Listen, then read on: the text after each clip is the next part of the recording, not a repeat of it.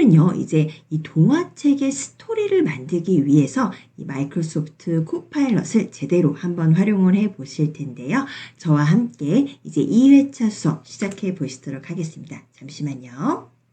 네, 수업 전 준비사항 먼저 알려드립니다. 저희는 마이크로소프트 엣지 브라우저를 사용해서 수업을 진행을 하고 있습니다.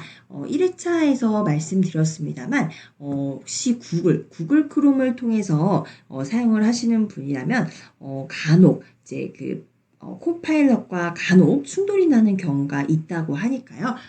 저희 혹시라도 좀 당황하는 그런 상황들을 만들지 않기 위해서 엣지 브라우저를 사용해서 코파일럿에 접속해 주세요. 네, 엣지 브라우저 아시죠? 지금 보통 PC에 두 가지의 그 브라우저를 많이 사용하실 텐데요. 여기 엣지, 구글 크롬 아닙니다. 마이크로소프트 엣지로 접속을 해 주셔야 됩니다. 네, 그리고 마이크로소프트의 회원가입도 하시고, 그리고 코파일럿에 로그인까지 하신 채로 수업을 준비해 주시면 좋겠습니다. 저희 1회차에서 이 부분 했고요. 혹시 요 마이크로소프트의 회원가입이나 코파일럿 로그인이 어려우시다 하시는 분들 1회차 수업 다시 한번 참고해 주시기 부탁드립니다.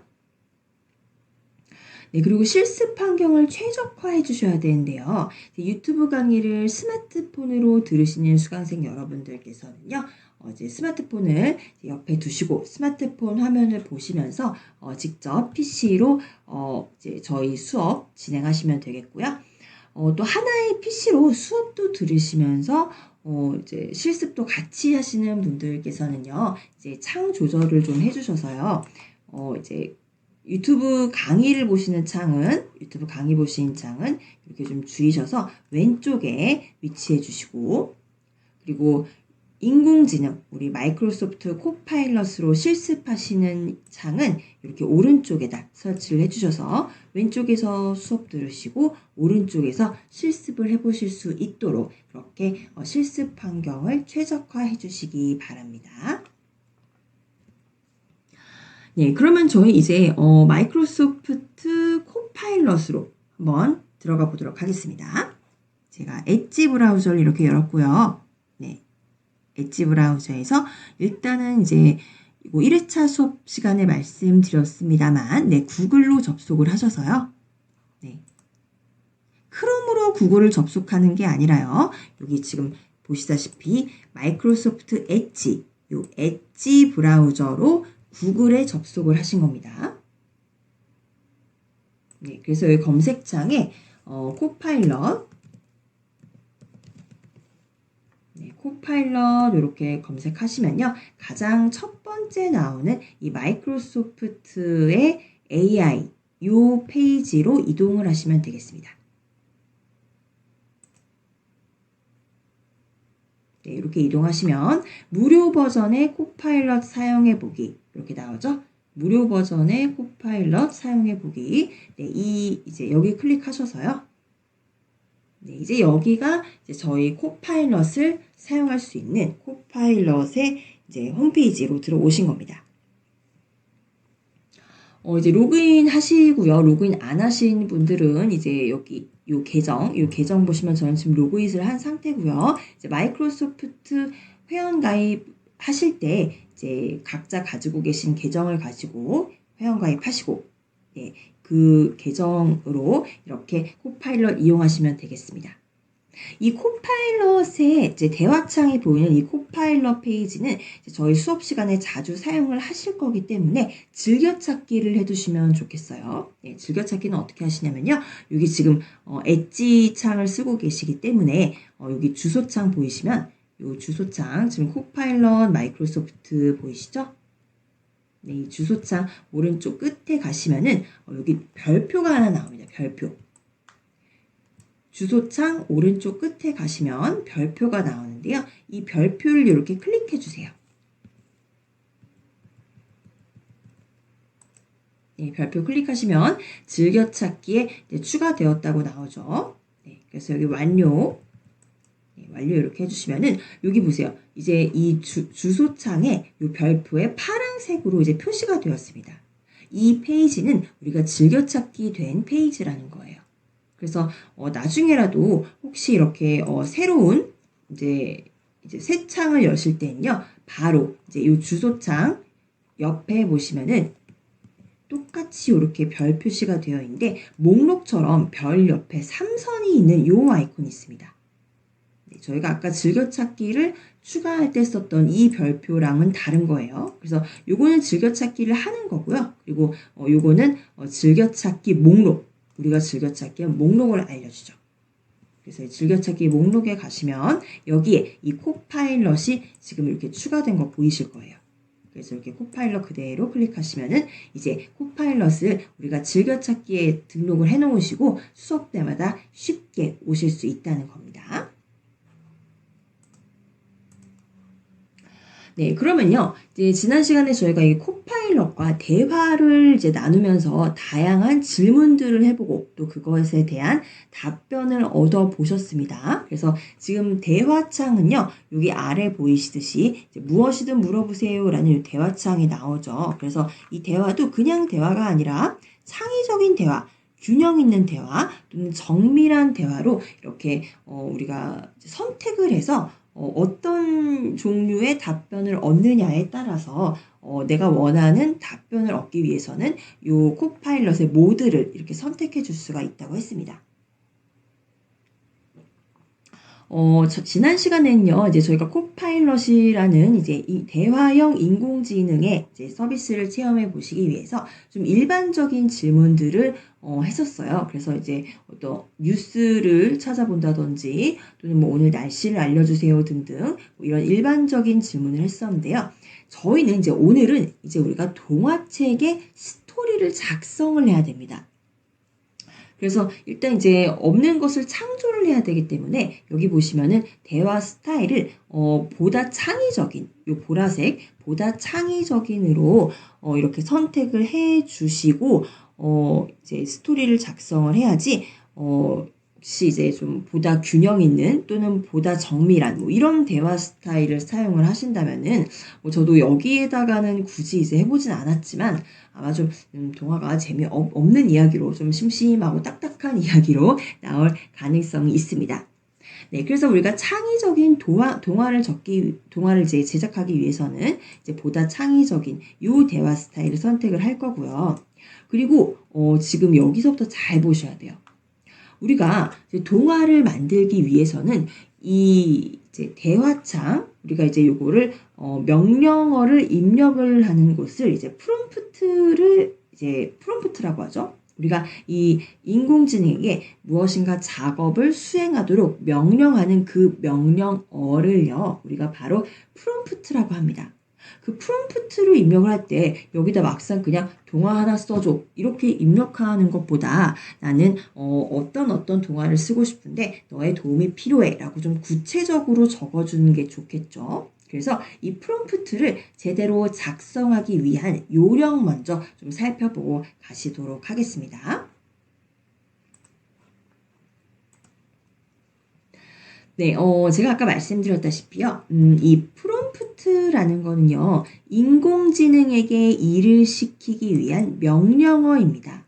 그래서 사실 제가 아까 말씀드렸다시피 우리가 명령어를 어떻게 주느냐에 따라서 우리가 받게 되는 결과물도 달라질 수가 있다는 겁니다. 네, 저희 사실 이제 회사에서 일을 해봐도 이제 상사가 우리에게 어떤 이제 업무를 지시를 할 때 이제 구체적으로 업무를 지시했을 때와 그리고 또는 그냥 이것 좀 해와봐 이렇게 제시하는 것과 그 두 개를 비교해 보면은 이제 작업물들이 굉장히 다르죠. 구체적으로 지시를 했을 때는 우리가 요구하는 조건에 맞추어서 훨씬 더 일을 이제 정밀하게 또 깔끔하게 완벽하게 해낼 수가 있는 것처럼 이 우리가 프롬프트를 작성을 할 때도 인공지능에게 어떤 상황에서 글을 쓰고 싶은지 그리고 그 결과물을 어떤 형식으로 얻고 싶은지를 구체적으로 이야기를 해 주어야 됩니다. 그래서 이 프롬프트를 작성할 때 고려하셔야 되는 요건을 제가 이렇게 5가지로 정리를 해 보았어요. 네, 먼저 첫 번째는요, 작업입니다. 작업. 우리가 이제 인공지능, 이 코파일럿에게 일을 시킬 때, 우리가 이제 지시하는 그 작업이 구체적으로 어떤 건지를 이야기를 해줘야 된다는 거예요. 그러니까 수행할 일을 명료하게 작성을 해줘야 되는데요. 예를 들면요, 이거 해줘가 아니라 생성해 주세요, 또는 요약해 주세요, 분석해 주세요, 이런 식으로 해야 할 작업을 명확하게 지시를 해 주어야 된다는 거죠. 그래서 이거는 저희가 나중에 이제 요 수업에서 인공지능에게 동화를 써달라고 할 때도 이러한 동화 스토리를 생성해 주세요, 동화를 써주세요, 이런 식으로 명확하게 작업을 요청을 해야 된다는 겁니다. 네, 그리고 두 번째는요, 맥락입니다. 맥락. 이 맥락이라는 건요, 작업과 관련된 배경이나 상황을 설명해 주는 거예요.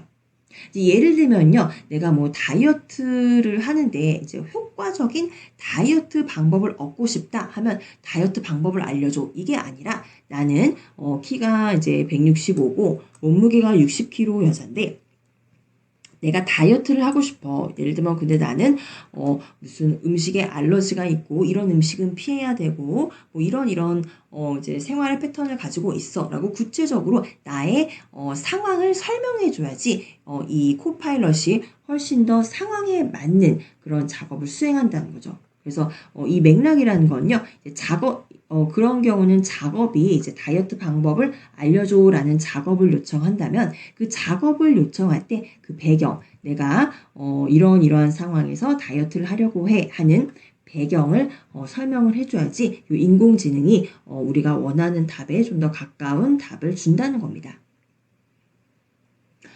그래서 이제 우리 같은 경우도 이제 만약에 동화를 쓴다라고 하면은 나는 이제 어떠한 배경으로 또 어떠한 상황에서 내가 동화를 쓰려고 하는지 이런 맥락들을 명확히 말해주면 훨씬 더 좋겠죠. 네, 그리고 이제 세 번째는 예시예요, 예시.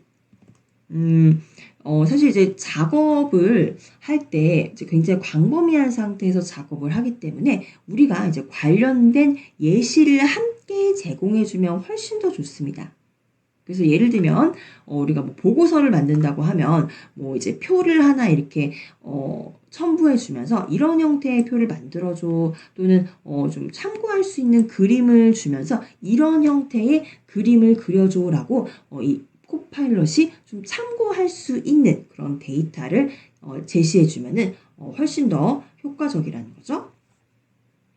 그리고 이제 네 번째는요, 죄송합니다. 네 번째는 페르소나라는 겁니다. 페르소나라는 건 이제 어떤 사람의 특징이라고 말할 수 있는데요. 우리가 대화를 하고 싶은 적합한 사람의 특징을 지정하는 겁니다.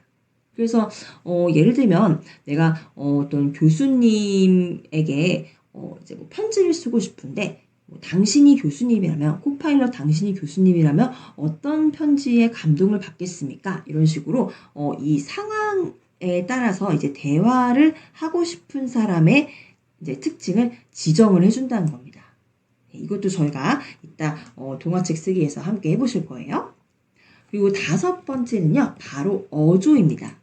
그래서 표현하고 싶은 말투, 어조를 명확히 제시를 하는 거예요. 그래서 뭐 격식 있는 말투로 편지를 작성해 주세요, 또는 좀 가볍게 캐주얼한 문구, 캐주얼한 이메일 문구를 작성해 주세요라고 어조를 우리가 지정을 해 주면은 우리의 코파일럿이 우리가 요청한 어조에 따라서 때로는 딱딱하게, 때로는 부드럽게, 또는 재미있게 이렇게 어조까지도 변경해 줄 수 있다는 거죠. 네, 그러면 이제 저희가 이제 프롬프트를 작성할 때는 이렇게 구체적으로 어떤 작업을 요청할 건지, 그리고 어떠한 배경에서 그러한 작업을 하는지, 그리고 코파일럿이 참고할 수 있는 예시는 혹시 없는지, 그리고 코파일럿에게 어떤 명확한 역할 부여를 하기 위해서 당신은 이런 사람이라고 가정했을 때 이런 작업을 해주세요라고 페르소나를 지정해 주고요. 네, 그리고 어조도 이제 우리가 어떤 어조로 동화책을 쓰고 싶은지 이런 것들도 명확하게 프롬프트에 함께 작성을 해주시면 되겠습니다. 네, 다시 이제 코파일럿으로 가보면요. 저희가 지난 시간에는 이렇게 이제 코파일럿의 대화창으로 이야기를 했었는데요. 지금 이 화면에서요. 상단 왼쪽, 그러니까 좌측 상단에 보시면요. 보세요. 저희가 지금 코파일럿을 사용하고 있기 때문에, 네, 코파일럿을 사용하고 있기 때문에 코파일럿 밑에 이렇게 파란색으로 밑줄이 그어져 있죠. 우리가 지금 코파일럿과 대화를 하고 있다는 겁니다. 그렇죠? 근데 그 옆에 보시면요. 전자필기장이라는 것도 있습니다. 전자필기장 한번 선택해 보세요.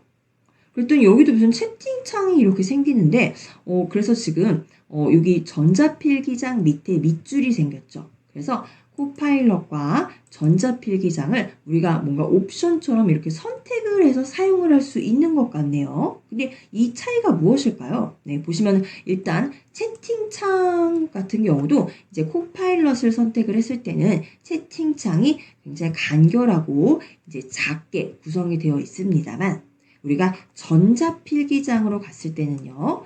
채팅창이 조금 더 커지고요. 뭔가 화면에서 이제 우리가 결과물을 볼 수 있는 이 부분이 조금 더 커진 듯한 느낌인데요. 제가 이 차이를 좀 알려드리도록 하겠습니다. 네, 저희가 이제 코파일럿에서 명령어, 즉 프롬프트를 입력할 때 사용할 수 있는 옵션이요. 채팅과 전자필기장 두 가지가 있습니다. 채팅이라고 하면은 이제 저희가 지난 1회차 수업부터 계속 보시고 있던 이 코파일럿의 이 채팅창, 이걸 이제 채팅창이라고 하고요. 근데 이 차이는요, 어차피 이제 우리가 작업을 요청을 하고, 프롬프트를 입력을 해서 작업을 요청하고 결과값을 얻는 거는 똑같지만, 용도에 따라서 좀 다르게 선택을 하실 수가 있다는 거예요. 예를 들면 일반적인 이제 코파일럿과의 채팅은요, 이제 단순 검색, 지난 시간에 저희가 이런 정보를 알려줘라고 단순 검색이나 또는 정보 생성을 하실 때 사용하는 게 채팅입니다. 그래서 이제 이 채팅의 장점은요, 채팅 방식으로 대화를 해서 우리에게 익숙하기도 하지만 단계별 프롬프트를 입력할 수가 있다는 겁니다. 이 단계별 프롬프트가 뭐냐면요, 채팅을 할 때 우리가 한 번에 많은 말을 하는 게 아니라요, 단계별로 이것 좀 작성해줘. 그래서 이제 이 코파일럿이 작성을 해주면 근데 이런 것도 좀 추가해줘. 또 이것도 수정해줘. 이런 식으로 대화를 나누면서 그 대화의 결과물을 보면서 단계별로 수정하고 첨가하고 이런 것들이 가능하다는 거죠. 그래서 대화를 주거니 받거니 하면서 점점 이 결과물을 더 이제 좋게 만들어 나간다고 보시면 되겠어요. 그리고 이 채팅에서는요, 출력하는 결과물이 짧아요. 그래서 우리가 굉장히 긴 논문을 쓴다거나 이럴 때는 적합하지 않고요. 지난 시간 1회차 때 저희가 이제 대화를 나누었던 것처럼 그냥 일상적으로 그냥 너무 길지 않은 대화들에 대해서 단계적으로 대화를 좀 더 심도 있게 높여갈 수 있는 그런 형태일 때 우리가 이 채팅을 사용한다는 거예요. 그럼 이 전자필기장은 어떤 때 사용을 하시냐면요. 이 채팅보다는 좀 더 복잡한 프롬프트를 수행할 때 사용을 하십니다. 예, 그래서 이 채팅이 좀 단순한 대화라고 생각하시면 전자필기장은 그보다는 좀 더 체계적이고 복잡한 프롬프트를 수행을 한다고 해요. 그래서 프롬프트도 좀 세부적으로 프롬프트를 넣을 수 있습니다. 그래서 이 채팅과 같은 경우는 그냥 이런 거를 해줘라고 이렇게 부탁을 하겠지만 이 전자필기장에서는요, 이런 거를 이렇게 분석을 해서 이런 형태로 출력을 해줘라고 조금 더 복잡한 형태의 프롬프트이면서 그리고 좀 세부적으로 결과를 얻을 수 있도록 이제 아무래도 좀 프롬프트가 길게 들어가게 되겠죠. 우리가 이제 요구하는 조건들이 이제 이 채팅창에서보다 훨씬 더 이제 까다로운 조건으로 전자필기장에서는 프롬프트를 입력할 수 있는 겁니다. 그래서 전자필기장 같은 경우는요, 조금 더 긴 컨텐츠를 생산을 해요. 그래서 이제 보고서를 쓴다거나 또는 이제 논문을 쓰시는 분들이 이 전자필기장에서 이제 보고서나 이제 논문을 작성해 달라고 요청을 하죠. 그래서 이제 조금 더 복잡하고 세부적이고 긴 컨텐츠를 생산을 하기에는 이 전자필기장이 좋습니다만 여기에는 단점이 있습니다. 단계별로 수정이 어렵다는 거예요. 왜냐하면 이 채팅과 같은 경우는요, 우리가 단계적으로 계속 대화를 나누어 가면서 우리가 만들어내는 이제 창작물들이 조금 더 윤택해질 수가 있겠지만, 이 전자필기장은요, 좀 쉽게 말씀드리면 그냥 한 큐의 작업을 다 한다는 거예요. 그래서 우리가 세부적으로 이렇게 이 프롬프트를 넣는 것처럼 한 번에 우리가 요구한 복잡한 조건에 따라서 한 번에 결과물을 주기 때문에 그 결과물을 수정할 때 추가적으로 이것도 해줘 저것도 해줘 이런 것들이 좀 어렵고 좀 한 번에 결과물을 얻을 때 이 전자필기장을 사용하시는 게 조금 더 유용하다는 겁니다. 예, 그래서 이 채팅과 전자필기장의 이 미묘한 차이를 아시고 그때그때 필요에 따라 좀 사용하실 수 있었으면 좋겠어요. 네, 그럼 이제 저희 한번 채팅과 전자필기장의 차이를 한번 보시겠습니다. 아주 미묘하지만요, 이렇게 이제 활용할 수 있구나라고 보시면 되겠어요. 이제 제가 코파일럿으로 가보겠습니다. 네, 일단은 저희 이제 채팅, 코파일럿과의 단계별 채팅, 이 채팅에 왔습니다. 그래서 이제 이 대화 스타일은, 일단은, 저희 이번에는 보다 균형 있는, 예시로 저희는 지금 일단은 동화를 작성할 건 아니고요. 채팅과 전자필기장의 차이를 일단 좀 보실게요. 그래서 보다 균형 있는 요 파란색 보다 균형 있는을 선택을 하고요. 질문을 하나 던져보겠습니다. 제가 질문을 한번 입력해 볼게요.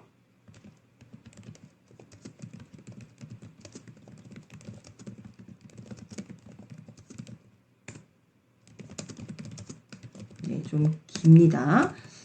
요 제가 쓰는 글을 잘 봐주세요. 네, 이렇게 써왔어요. 인공지능으로 생성한 소설의 저작권 정보에 대한 글을 쓰려고 해 라고 합니다. 사실 이것도 좀 궁금해요. 우리가 인공지능으로 이제 소설을 썼다고 했을 때 그 소설이 우리 인간의 머리에서 나온 게 아니라 이제 인공지능이 쓴 건데 그럼 이 소설의 저작권은 누구에게 귀속이 되는 걸까요? 이제 우리 이 인공지능에게 명령을 내린 나에게 귀속이 되는 건지 아니면 인공지능에게 저작권이 이제 귀속이 되는 건지 그래서 그런 것에 대한 글을 쓰려고 해라고 이렇게 했습니다. 그래서 이럴 때는요, 이제 짧게 이제 여기서는 이제 대화창에서는 단계별로 이 글을 작성을 하셔야 되기 때문에 이런 식으로 하셔서 서론을 작성해줘. 이렇게 서론을 작성해줘. 이렇게 입력을 합니다. 제출해 볼게요. 이제 글을 제가 이제 질문을 던졌고 코파일럿이 답변을 하고 있습니다. 저는 이제 인공지능으로 생성한 소설의 저작권 정보에 대해 일단 서론만 작성을 해달라고 이제 부탁을 했죠. 그랬더니 이렇게 딱 서론만 써주었어요. 그래서 이렇게 짧게 이제 서론을 이렇게 세 줄로 적었는데 이걸 좀 길게 해줬으면 좋겠다. 그럼 여기 채팅창에다가 또 조금 더 길게 서론을 써줘. 이런 식으로 또 추가적인 요청을 하는 겁니다. 그리고 제출을 하면 이 이제 서론에 대해서 조금 더 길게 아까 세 줄이었는데 네, 이런 식으로 지금 몇 줄인가요? 세 줄 넘어가고 네 줄, 다섯 줄, 여섯 줄, 한 여섯 줄 정도로 이제 세 줄을 조금 더 추가를 해줬습니다. 네, 그래서 이제 디지털 시대에 접어들면서 이제 인공지능의 소설이 이제 점점 더 이제 확산이 되면서 이제 이런 부분에 대한 이제 사람들의 관심이 높아졌다. 이런 식으로 서론을 이렇게 적어주었죠. 네, 그렇다면은요, 채팅에선 이런 식으로 단계별로, 이렇게 대화를 나눈다면, 이번에는요, 이 전자필기장으로 제가 가보겠습니다. 전자필기장. 네, 전자필기장은 보시다시피, 여기 위에, 요 네모가 지금 이제 두 개가 있는데요. 요 위에 있는 요 부분이 요 박스가 우리가 프롬프트를 작성하는 곳이고요. 그리고 요 아래에 있는 요 박스에 이 결과물을 도출을 해줍니다. 네, 그래서 여기 위에다가 이제 우리의 프롬프트를 입력을 하는 건데, 여기서 차이점은요, 우리가 코파일럿 같은 경우는, 이 대화를 다 쓰고 제출을 할 때, 그냥 엔터. 여기 지금 물론 보내기, 이제 제출하기라는 이 버튼도 있지만, 엔터를 입력하게 되면은 바로 이 위에로 이제 우리가 질문한 내용이 입력이 됐었죠. 근데 이 전자필기장에서는요, 왜 엔터를 안 쓰고 메시지를 전송을 하려면 Shift 엔터를 사용하냐면요. 이제 여기에 전자필기장에 우리가 프롬프트를 넣을 때는 조금 더 길게 넣게 되겠죠. 이제 세부적으로 자세하게 요청을 하기 때문에 아무래도 코파일럿과의 일반 대화창보다는 조금 더 길게 프롬프트가 작성이 됩니다. 그래서 여기서는 한 줄 한 줄 줄을 바꿈할 때, 줄 바꿈할 때 엔터를 사용을 하게 되기 때문에 메시지를 전송할 때는 Shift 엔터를 사용하라는 겁니다. Shift 엔터 사용하거나 또는 여기 제출하기 버튼도 있어요. 그래서 Shift 엔터를 이제 눌러야지 여기서는 우리의 프롬프트가 전송이 된다는 겁니다. 그러면요, 이제 여기에서는요, 이런 전자필기장에서는 이런 식으로 이제 대화를 작성을 하시는 겁니다. 제가 한번 작성해 볼게요.